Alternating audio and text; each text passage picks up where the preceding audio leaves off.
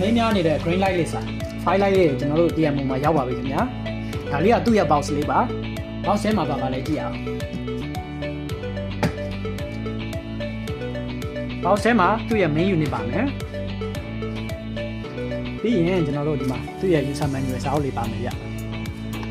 ပြီးရင် battery ကဒီမှာနှလုံးပါတယ်ဗျပြီးရင်သူ့ကိုတွင်းတဲ့ charger လေးလည်းပါပါတယ်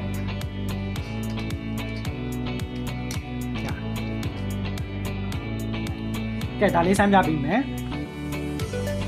ဘက်ထရီလည်းထည့်လိုက်မယ်ဗျ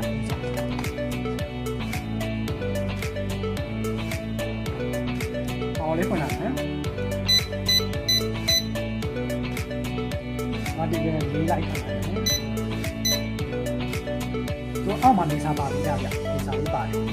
ပြီးတော့သူကရေချင်းမဝင်လို့ဆိုရင် auto lens system နဲ့